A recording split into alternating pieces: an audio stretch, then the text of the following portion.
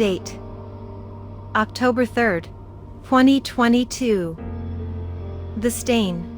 As the media called it, it was a gargantuan structure that appeared on the dark side of the moon.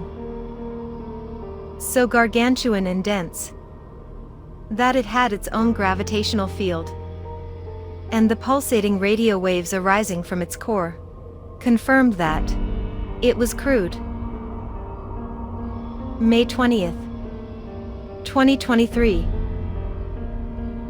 After failed attempts at communicating through radio, a mission made by the newly allied NASA and Space Y, along with the Russian Space Corps, was carried to explore the mysterious structure hiding behind our moon. The mission was plagued with problems. With the ship getting damaged, the cosmonauts weren't able to return back to Earth. And so they decided to carry on, and at least initially, they were taken by the Stain, safely landing inside of it, and using its radio wave transmitter to say a last "we are okay" message, and then the crew of 12, 6 man and 6 woman, vanished. By the end of that same year, another mission was sent, diplomatic, but armed.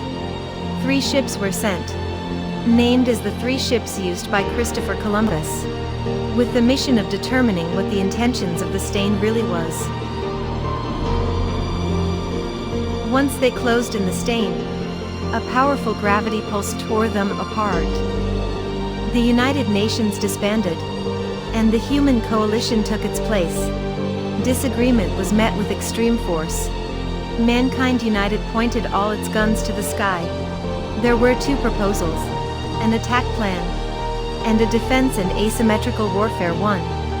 Mankind was hellbent into attacking the Stain with all its might, or defending and hiding with all its malice. Technological advances and unity unprecedented to any civilization story were made. As it turned out to be true, war is the only reason humans work together. 5 years later, the Stain rained on man with all its might. Light Spear failed. Operation Gehenna crowded what remained of the civilian populations at the Gate of the Troves. Gargantuan superstructures capable of sinking into the tectonic plates. Once they were quenched by mankind's will to persevere, gates closed, and they sank into the molten darkness, to wait and study their enemies. But this, however, was not without a consequence to the Stain.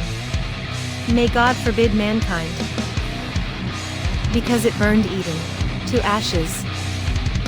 Humans spread the wings of their mortal, venomous, steel angels of chemical wings, and uranium hearts, raining nuclear fire over every centimeter of the Earth's surface.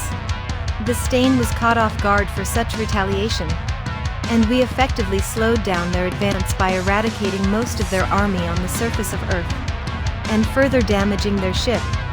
They weren't as immortal as we taught.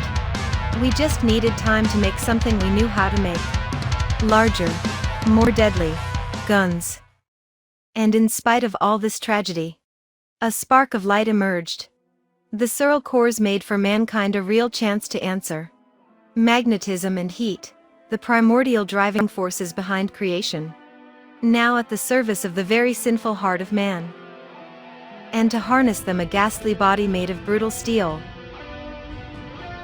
It is time for mankind's return, as a rain that wage from below, as the Gaia's vengeful sons and daughters, as angels of utmost and undeniable rage and retaliation.